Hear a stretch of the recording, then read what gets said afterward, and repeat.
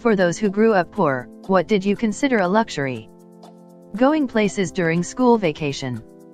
The kids would be all like, what, you've never been to XYZ amusement park? No, Trisha.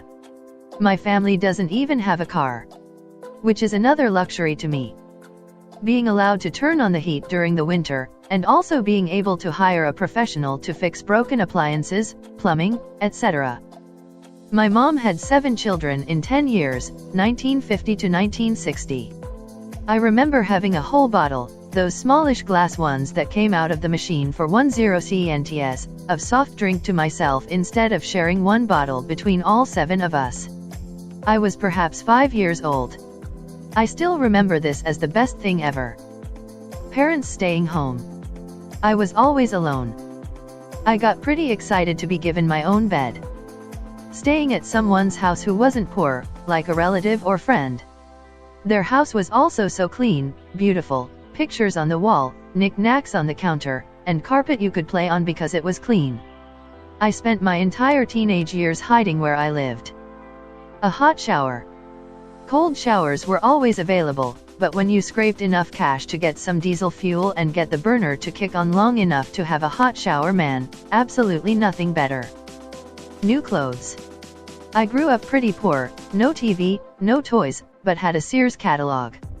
My dad got in a serious accident when I was in 4th grade and almost lost his life. He won a small settlement from the community college he was working at, and I was able to buy new clothes for the first time in my life. Before this, all I ever had were hand-me-downs from my cousin and donation clothes from the church. Most were worn to the point of having patches on the knees. The worst part about getting new clothes for the first time is I felt terrible the whole time picking out new clothes because I always felt like a financial burden to my parents. I remember going to Miller's Outpost and picking out typical 80s clothes, UP, TNC, etc.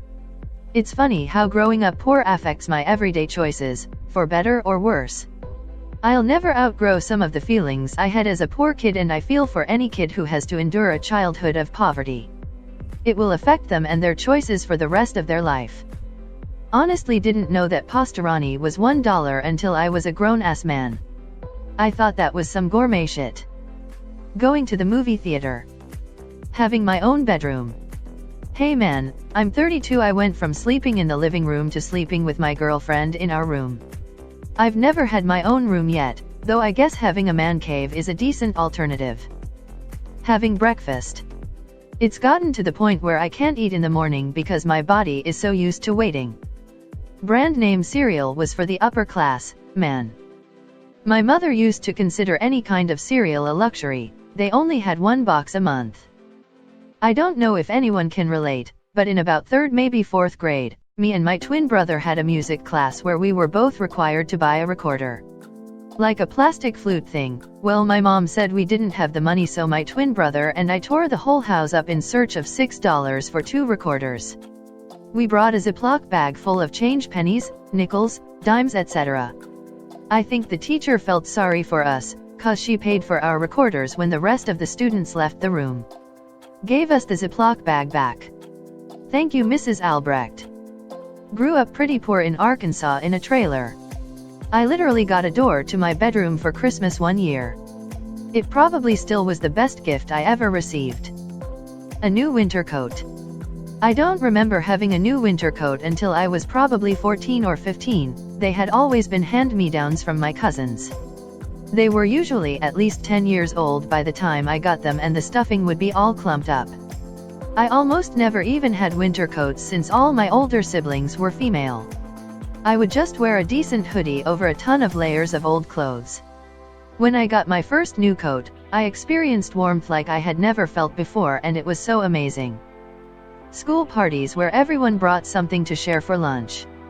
If you don't bring something, you don't get to participate. I brought 2 carrots after not being able to afford school lunch for 2 years. Even the teacher laughed at me. My young self just decided that day that some people don't deserve lunch. In middle school I was on reduced school meals, so it would be 0.40 for lunch. So my parents would always give me 2 quarters every morning for lunch. Now the cafeteria would also sell cookies, which wasn't part of the lunch set, for 0.50 each. So saving 0.10 each day, I could afford one cookie by Friday's lunch. Good times. Doritos. Or any name brand chips, actually. Air conditioning. Sometimes we had a jacked up old window unit that would cool down my parents' room on the hottest of summer nights, and we would sleep in sleeping bags on their floor. Sometimes it was broke. Sometimes it just wasn't hot enough to justify running it. Never during the day though, that's what the library was for. Buying new clothes. The days I justify ordering all kinds of dumb stuff online, but I've always felt a mental block on buying new clothes. It feels like an unjustified luxury because I always got by on second-hand clothes and free t-shirts. I remember in 8th grade on my birthday at school, one of my teachers asked me what gifts I had received. He asked in front of the whole class. I excitedly shared that I would be getting contact lenses. My parents let me choose one thing that I wanted, and I desperately wanted to stop wearing the broken glasses I had, which I usually didn't wear. One of the boys in class made a comment like, "Contacts aren't a present." And my teacher had to explain to him again in front of everyone that for some families they were too expensive not to be a luxury.